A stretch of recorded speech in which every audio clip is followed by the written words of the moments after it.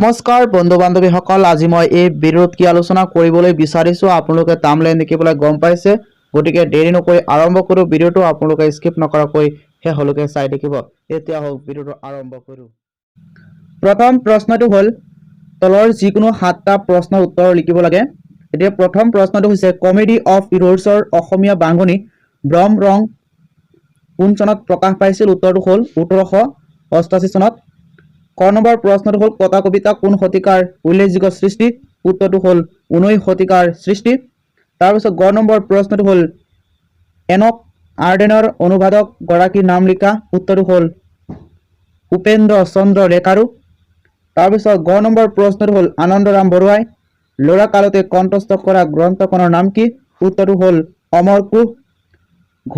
গ নম্বৰ প্ৰশ্নটো হৈছে কোন দেশৰ প্ৰাচীন নৃপতিসকলক গজধজ কিতাপেৰে বিভূষিত কৰা হৈছিল? উত্তৰটো হ'ল কামৰূপৰ প্ৰাচীন নৃপতিসকলক। প্ৰথম 6 নম্বৰ প্ৰশ্নটো হৈছে সংযতভাৱে জীৱন যাপন কৰি প্ৰাপ্তিটো নিৰাসক্ত হৈ থকাজনক কি বুলি কোৱা হয়? উত্তৰটো হ'ল প্ৰকৃত বৈৰাগ্য। দ্বিতীয় 6 নম্বৰ প্ৰশ্নটো হৈছে শিলভদ্ৰৰ প্ৰথম গল্প সংকলনটিৰ নাম কি? উত্তৰটো হ'ল বাস্তৱ। প্ৰকাশ্য নম্বৰ প্ৰশ্নটো হৈছে ভূপেন হাজৰিকাৰ প্ৰতিধ্বনি ছবিখন কোন জনগোষ্ঠীৰ লোককথাৰ ভেটিত নিৰ্মাণ কৰিছিল? উত্তৰটো হ'ল কাশী লোককথাৰ ভেটিত নিৰ্মাণ কৰিছিল। ঝ নম্বৰ প্ৰশ্নটো হৈছে উপকল্প শব্দটোৰ অৰ্থ লিখা। উত্তৰটো হ'ল উপকল্প শব্দৰ অৰ্থ হ'ল উপবিধি নাইবা নিয়মৰ লেখীয়া। 2 নম্বৰ প্ৰশ্নটো হৈছে তলৰ যিকোনো 7টা প্ৰশ্নৰ উত্তৰ লিখা। প্ৰথমটো হৈছে যতা নিযুক্তি সস্মি তথা কৰমি পদ্ধতিৰ অৰ্থ লিখা। উত্তৰটো হ'ল যতা নিযুক্ত সস্মি তথা কৰমি পদ্ধতিৰ অৰ্থ হ'ল যিদৰে অৰ্থাৎ যি কামৰ বাবে নিযুক্ত হৈছোঁ তাকে কৰিছোঁ। তাৰপিছত খ নম্বৰটো হ'ল কথা কবিতাৰ দুটা বৈশিষ্ট্য লিখা। উত্তৰটো হ'ল কথা কবিতাৰ দুটা বৈশিষ্ট্য হ'ল প্ৰথমটো হ'ল কথা কবিতা চিত্ৰধৰ্মিতাৰ ওপৰত প্ৰতিষ্ঠিত। দ্বিতীয়টো হ'ল কথা কবিতাত ৰূপকৰ সমাৱেশ থাকে আৰু প্ৰায় ৰূপকাত্মক।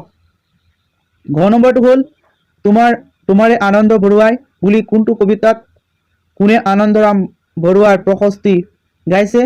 উত্তৰটো হ'ল তোমাৰে আনন্দ বৰুৱাই বুলি লক্ষ্মীনাথ বেজবৰুৱাৰ অসম সংগীত নামৰ কবিতাত কবিয়ে আনন্দৰাম বৰুৱাৰ প্ৰশস্তি গাইছে।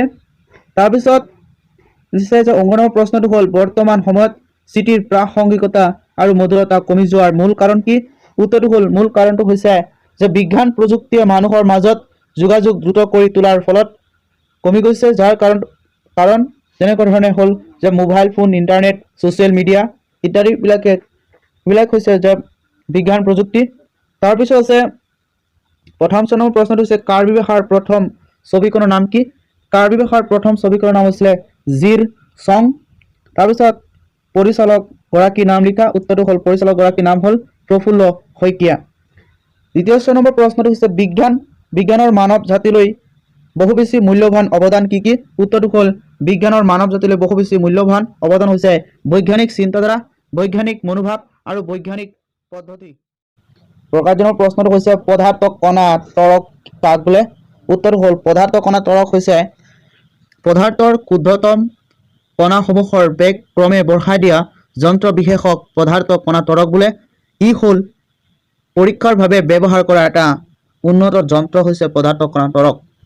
তাৰপিছত জ নম্বৰ প্ৰশ্নটো হৈছে মুকুতা আৰু জাংফাই জোনক ছবি দুখনৰ পৰিচালক দুগৰাকীৰ নাম লিখা। উত্তৰটো হ'ল মুকুতাৰ পৰিচালক হৈছিলে ডক্টৰ বেজবৰুৱা আৰু জাংফাই জোনকৰ পৰিচালক আছিলে সঞ্জীৱ সভা পণ্ডিত। তাৰপিছত একেবাৰে যাওঁ 5 নম্বৰ প্ৰশ্নলৈ। তলৰ যিকোনো 5টা প্ৰশ্ন উত্তৰ কৰিব লাগে। প্ৰথমটো আছে মাধৱদেৱে ৰামায়ণৰ কোনটো কাণ্ডৰ ভাঙনি কৰিছিল? উত্তৰটো হৈছে আদিকাণ্ড। খ নম্বৰ প্ৰশ্নটো হৈছে তোমাৰ পাঠ্যপুথিৰ অন্তৰ্গত কোনগৰাকী কবি জোনাকী কাকতৰ সৈতে জড়িত নাছিল? উত্তৰটো হৈছে মফিজুদ্দিন আহমদ হাজৰিকা। ঘ নম্বৰ প্ৰশ্নটো হৈছে বিশ্বজোপা শীৰ্ষক জীৱনীমূলক গ্ৰন্থখনৰ ৰচক কোন? উত্তৰটো হ'ল নলিনীৱালা দেৱী। ঘ নম্বৰ প্ৰশ্নটো হৈছে জ্যোতিপ্ৰসাদ আগৰৱালাই ইন্দ্ৰমালতী কথা ছবিখন কোন চনত নিৰ্মাণ কৰিছিল? উত্তৰটো হ'ল 1939 চনত, অৰ্থাৎ 1939 চনত। তাৰপিছত 15 নম্বৰ প্ৰশ্নটো হৈছে কাঠমিস্ত্ৰীগড় কবিতাটি প্ৰথম ক'ত প্ৰকাশ পাইছিল? উত্তৰটো হ'ল মিলনত। অৰ্থাৎ 1939 চনত দধি মহন্তই সম্পাদনা কৰা অসম ছাত্ৰ সন্মিলনৰ মুখপত্ৰ মিলনত। প্ৰথম 4 নম্বৰ প্ৰশ্নটো হৈছে পছোৱা আলোচনীখনৰ সম্পাদকগৰাকীৰ নাম লিখা।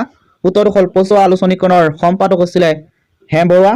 আৰু দ্বিতীয় 4 নম্বৰ প্ৰশ্নটো হৈছে নৱকান্ত বৰুৱাৰ ৰত্নকৰ এখন উপন্যাস কথাষাৰ শুদ্ধনে? উত্তৰটো হ'ল অশুদ্ধ। তাৰপিছত 6 নম্বৰ প্ৰশ্নটো হৈছে তলৰ যিকোনো 5টা প্ৰশ্ন উত্তৰ লিখা। খ নম্বৰটো হৈছে মাধৱদেৱৰ বৰগীতক ভাৰতীয় আন কোন দুগৰাকী কবিৰ গীতৰ লগত তুলনা কৰিব পাৰি? উত্তৰটো হৈছে যে মহাৰাষ্ট্ৰৰ কবি তুকাৰাম আৰু উত্তৰ ভাৰতৰ কবি সূৰদাসৰ কবিৰ লগত তুলনা কৰিব পাৰি, গীতৰ লগত তুলনা কৰিব পাৰি। তাৰপিছত খ নম্বৰ প্ৰশ্নটো হৈছে নলিনীৱালা দেৱীৰ কোন দুখন কাব্যগ্ৰন্থৰ ভালেমান কবিতাত স্বদেশ প্ৰেমৰ সুৰ প্ৰবাহিত হৈছে? উত্তৰটো হ'ল দুখন কবিতা আছিলে, এটা হৈছে যুগ দেৱতা, আনটো হ'ল জাগৃতি।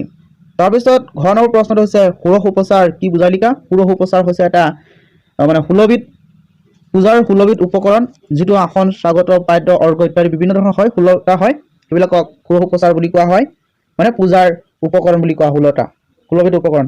তাৰপিছত আছে গ নম্বৰটো হৈছে কাঠ কুলিবলৈ আৰু মিহিকৈ চুচিবলৈ কাঠমিস্ত্ৰীয়ে কি বিশেষ সঁজুলি ব্যৱহাৰ কৰে? কাঠ কুলিবলৈ মানে কাঠমিস্ত্ৰীয়ে বটালি ব্যৱহাৰ কৰে, আনটো হৈছে মিহিকৈ চুচিবলৈ কাঠমিস্ত্ৰীয়ে ৰান্দা ব্যৱহাৰ কৰে। তাৰপিছত হৈছে নৱকান্ত বৰুৱাই ৰচনা কৰা দুখন উপন্যাসৰ নাম লিখা। উপন্যাস হৈছে ককাদেউতাৰ হাড়, আনটো হৈছে কপিলী পৰীয়া সাধু। 9 নম্বৰ প্ৰশ্নটো হৈছে তলৰ যিকোনো দুটা প্ৰশ্নৰ উত্তৰ লিখা। প্ৰথমটো হৈছে নন্দন তাত্ত্বিক মূল্যবোধৰ চাবিকাঠি কি? উত্তৰটো হৈছে মনোযোগ। খ নম্বৰ প্ৰশ্নটো হৈছে কৈশোৰকালে কোন দুখন জগত সংযোগ কৰে? উত্তৰটো হৈছে কৈশোৰকালে শিশুৰ জগত আৰু প্ৰাপ্তবয়স্কৰ জগত সংযোগ কৰে। তাৰপিছত এইটো প্ৰশ্ন উত্তৰটো জীৱনৰ শান্তি পৰ্ব প্ৰবন্ধটো ৰচকটো আপোনালোকে কৰিব, এইটো নাজানো হয়। তাৰপিছত ঘ নম্বৰ প্ৰশ্নটো হৈছে প্ৰতিটি শব্দৰ অৰ্থ লিখা। প্ৰতিটি শব্দৰ অৰ্থ হৈছে বিশ্বাস মানে কনফিডেণ্ট। 10 নম্বৰ প্ৰশ্নটো হৈছে তলৰ যিকোনো দুটা প্ৰশ্নৰ উত্তৰ লিখা। খ নম্বৰটো হৈছে ভাৰতীয় সংবিধানে ভাৰতবৰ্ষক কেনেধৰণৰ ৰাষ্ট্ৰ হিচাপে প্ৰতিষ্ঠা কৰিছে? ভাৰতীয় সংবিধান ভাৰতবৰ্ষক এখন ধৰ্ম নিৰপেক্ষ ৰাষ্ট্ৰ হিচাপে প্ৰতিষ্ঠা কৰিছে, সেইখিনি আপোনালোকে বহলাই লিখিব, বহলাই লিখিলে হ'ল। তাৰপিছত আছে সহজতত মূল্যবোধ মানে কি? উত্তৰটো হৈছে সহজতত মূল্যবোধ হৈছে আমাৰ সামাজিক জীৱন সুস্থভাৱে পৰিচালনা কৰিবৰ বাবে বা সামাজিক জীৱন নিয়ন্ত্ৰণ কৰাৰ বাবে কিছুমান নীতি আৰু আদৰ্শ, যিবোৰ মানুহে শিক্ষণ আৰু সামাজিকৰণৰ যোগেদি আয়ত্ত কৰে। তাৰপিছত আছে গ নম্বৰ প্ৰশ্নটো হৈছে মাধ্যমিক স্তৰৰ পাঠ্যক্ৰমত থকা 4টা প্ৰাথমিক আৰু মৌলিক বিষয় কি কি? উত্তৰটো হ'ল মাধ্যমিক স্তৰৰ পাঠ্যক্ৰমত থকা 4টা প্ৰাথমিক আৰু মৌলিক বিষয় হ'ল প্ৰথমটো হৈছে ভাষা শিক্ষণ, দ্বিতীয়টো হ'ল গণিত, তৃতীয়টো হ'ল বিজ্ঞান, চতুৰ্থটো হ'ল সমাজ বিজ্ঞান। তাৰপিছত আছে গ নম্বৰটো হৈছে মানসিক শক্তি কি? মানসিক শক্তি মানেনো কি? উত্তৰটো হৈছে মানসিক শক্তি মানে বুদ্ধি, বিমূৰ্ত চিন্তনৰ ক্ষমতা, যুক্তি শক্তি, বিভিন্ন দিশত আগ্ৰহ আদি, এইবিলাকক কোৱা হয় মানসিক শক্তি বুলি কোৱা হয়। আৰু কৈশোৰ কালছোৱাত মানসিক শক্তিৰ বিকাশ পূৰ্ণগতিত হয়। তাৰপিছত হৈছে 11 নম্বৰ প্ৰশ্নটো হৈছে যিকোনো এটা প্ৰশ্নৰ উত্তৰ লিখিব লাগে। যে ক নম্বৰটো হৈছে ভাৰতীয় দৰ্শনত মূল্যবোধ সম্পৰ্কে চমুকৈ লিখা। মই ভাবো এইটো সহজ আহিছে। তাৰপিছত খ নম্বৰটো হৈছে কিশোৰ কিশোৰীৰ মনৰ আটাইতকৈ গুৰুত্বপূৰ্ণ বৈশিষ্ট্য হৈছে পৰিস্থিতিৰ সংঘাত ব্যাখ্যা কৰা। এতিয়া 15 নম্বৰ প্ৰশ্নটো হৈছে তলৰ যিকোনো এটা বিষয়ে ৰচনা লিখিব লাগে। ইয়াত প্ৰথম ৰচনাটো হৈছে অসমৰ প্ৰাকৃতিক সম্পদ আৰু ইয়াৰ সংৰক্ষণ। ইয়াত হৈছে প্ৰথমতে আৰম্ভণি, প্ৰাকৃতিক সম্পদ মানে কি? অসমৰ প্ৰাকৃতিক সম্পদৰ শ্ৰেণী বিভাগ, প্ৰাকৃতিক সম্পদ ৰক্ষণাবেক্ষণৰ ক্ষেত্ৰত ল'বলগীয়া পদক্ষেপ, তাৰপিছত আছে সামৰণি। তো একেবাৰে সহজ হৈছে, প্ৰাকৃতিক সম্পদ একেবাৰে সহজ হয় ৰচনাটো। তাৰপিছত আছে খ নম্বৰটো হৈছে একবিংশ শতিকাত প্ৰকাশিত তুমি ভাল পোৱা এখন গ্ৰন্থ লিখিব লাগে। যিকোনো এখন গ্ৰন্থ লিখিলে হ'ল।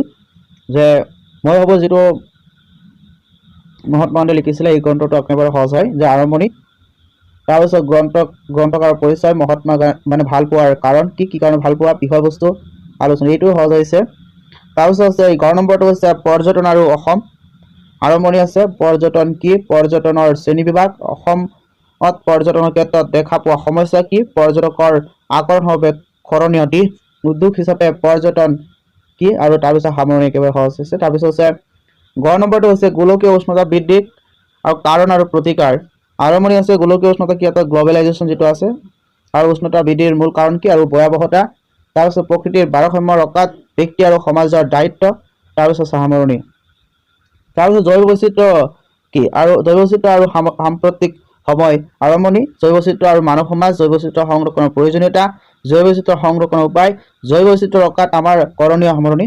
এইবাৰ ৰচনাটো একেবাৰে সহজ হৈছে। প্ৰাকৃতিক সম্পদ আহিছে, তাৰপিছত আছে মানে প্ৰিয় গ্ৰন্থটো লিখিব পাৰে। যিকোনো এখন গ্ৰন্থ ভাল পোৱা গ্ৰন্থ হয়। মোৰ সত্য অন্বেষণৰ কাহিনী, মোৰ সত্য অন্বেষণৰ কাহিনীটো একেবাৰে সহজ, এইটো আপোনালোকে লিখিলেই হ'লহেঁতেন। মহাত্মা গান্ধী লিখিছিল এইটো।